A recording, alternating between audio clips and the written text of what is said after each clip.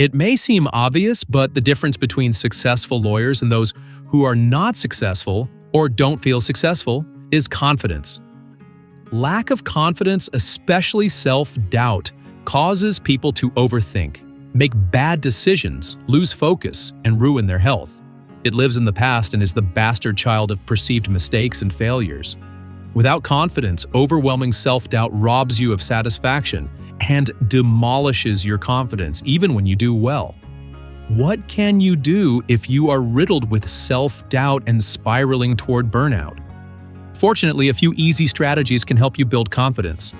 First, shift your focus inward. Most people who hire coaches or therapists are focused on acquiring a goal, a promotion, power, and money. They are focused on concrete external achievements rather than the inner qualities required to achieve them. Instead of external work, you need to be focused on the inner work, building confidence. Second, be sure to turn mistakes into lessons. We learn more from challenging experiences and disappointments than we do when we get exactly what we want. This is the concept of mistakes versus learning lessons.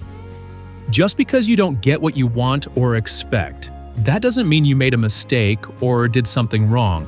Self-doubt breeds in the spaces between not getting what you want and taking your next step. If you do your best but don't get your desired result, consider what you learned and can do differently instead of worrying about not being perfect. Third, always focus on the big picture. When you lose sight of the big picture and instead focus on status and compare yourself to others, doubt will always creep in. If you've forgotten what this was for you, when you started practicing law, for most attorneys, the big picture is to help people. Fourth, practice self-compassion to clear the way for self-confidence. The big picture also contains healthy amounts of self-compassion.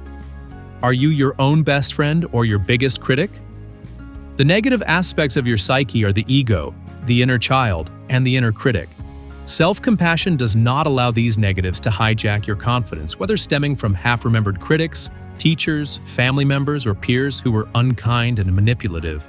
Self-compassion responds to inner critics with love and kindness. It is your choice whether to obsess over inner criticism or remember that the legal profession is challenging and complex, and that few people get to be lawyers. One of my favorite sayings is, "Chin up and march on." Another is, "Next." Find a mantra or affirmation that cheers you up and helps you remember how good you are. If you focus on those, positive results will certainly follow. Next, let's talk about imposter syndrome. Imposter syndrome, or the belief that we are flawed and incompetent, and that one day someone will discover we are frauds, is a companion to self-doubt. People with imposter syndrome tend to spend more time building castles in the air to fool everyone with external achievements rather than simply being transparent and honest. We wear masks and disguises, hoping to convince others that we are someone more perfect than we are. Ultimately, though, we are setting ourselves up for failure and burnout. Why? We have forgotten the big picture. Instead of focusing on how we can contribute, we focus on external gain. Confidence is an inside job. It is the result of positive virtues: wisdom, courage, humanity, justice, temperance, and transcendence. These are just as important as external achievements, if not more. The last jury trial of my career is a perfect example. 20 years ago, I represented plaintiffs who claimed the large corporate defendant had financially damaged them. I was the sole attorney for my clients, up against a room full of corporate defense lawyers. After a 2-week trial, the jury awarded almost $1 million to my clients. While most attorneys would have been overjoyed, I could only hear my inner critic. I was so burned out that I quit practicing law shortly after. I wish I had known what I know now. To find self-confidence, focus on the big picture and ignore negative self-talk.